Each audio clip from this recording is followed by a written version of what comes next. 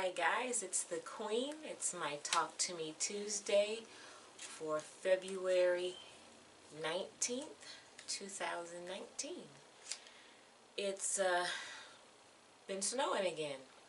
Go figure. I think we got a total of maybe 5 or 6 more inches over the course of Sunday, and I went out early after I thought it had stopped, shoveled, went over to my mom's, did hers, cleared her car off so she could go to church, and by the time I had finished half of mine, it had already started snowing again. But I said, you know what, I'm committed, I'm just going to go ahead and get it done.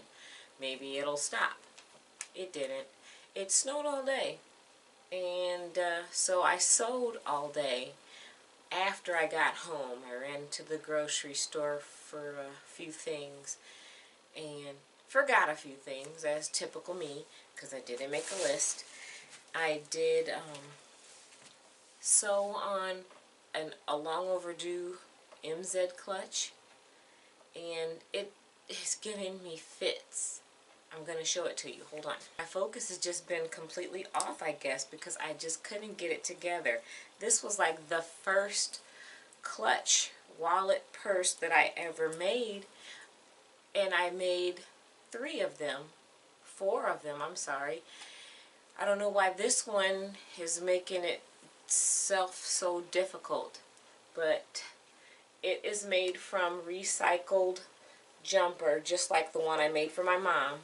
Now I did switch it around and I put the hidden pocket in the back. I do have to add the tabs.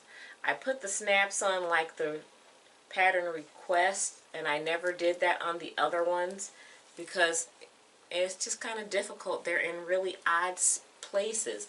I mean, look how close that is to the edge. It makes it really hard to sew, and it's just not working for me. The flap, you know how it goes. You open it up, and then you have your credit card slots and everything, and this is just a dead panel.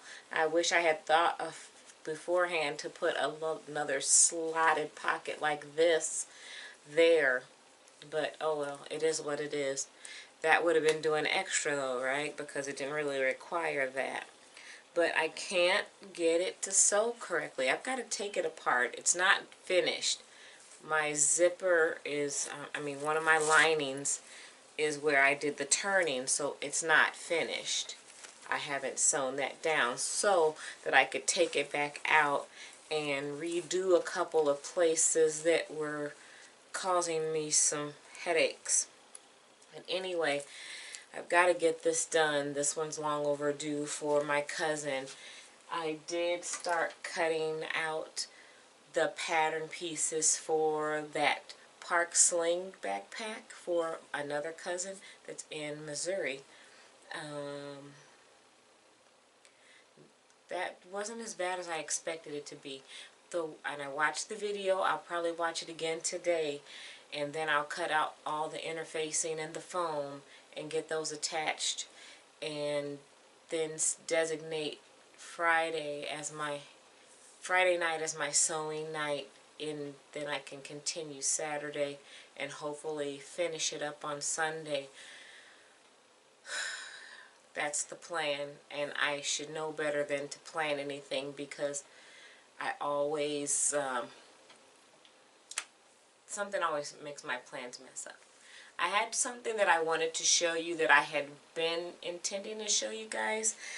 I had made this during the time when I wasn't doing any recordings for my Talk to Me Tuesdays, and when I did come back, I said that I was going to put a slideshow together of all the things that I had made, and that never happened because, you know, you can't ever make up for lost time, even though I try.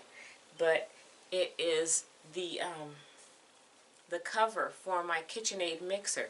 Now, it's pretty big, and I took a couple different patterns or ideas that I saw on YouTube and put them together to make my little barn. This is the side, and the back is all solid all the way down. The sides have the extra black, and that's that pre-quilted fabric. So that helped save a little bit of time. And here's the front. I put a pocket on there for my recipe books, or the manual for the KitchenAid.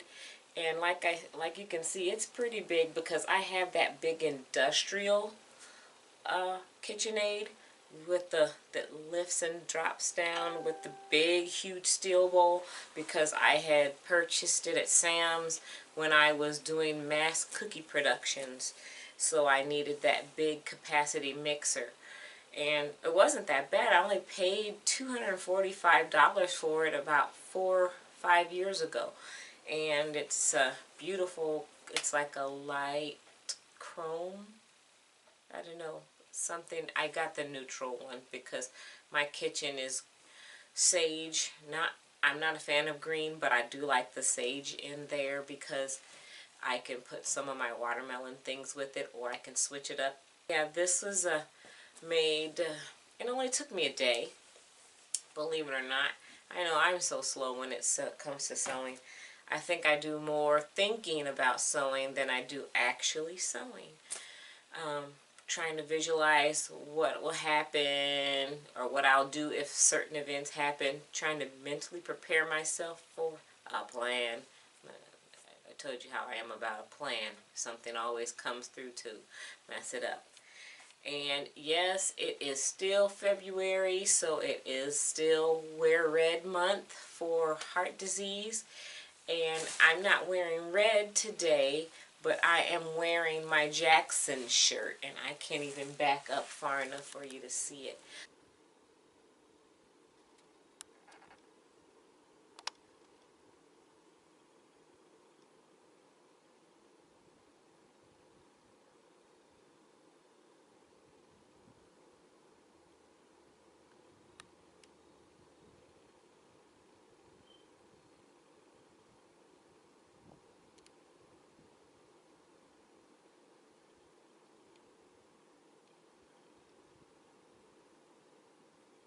I want to take the opportunity to show you guys up close and personal that cork that I received from Sara.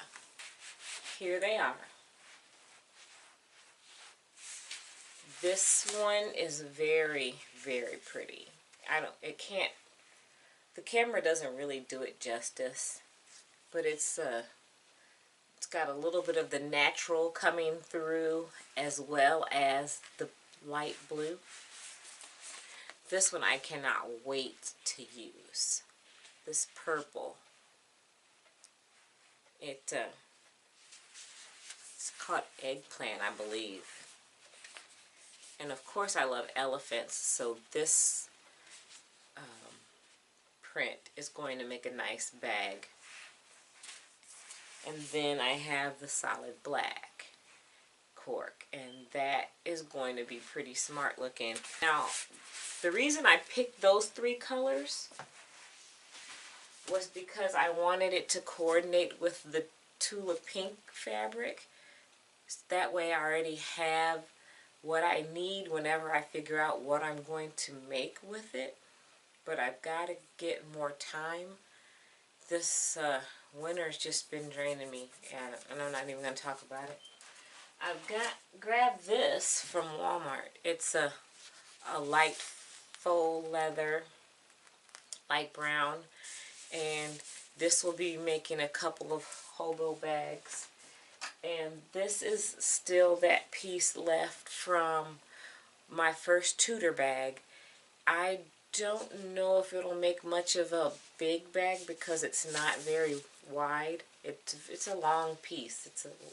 But I'm not sure if I can fashion anything out of it, but of a substantial size, that is.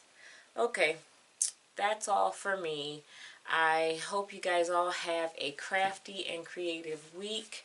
Hug the ones you love. Stay crafty and creative, and I will see you in your videos. Have a great week, guys. Bye.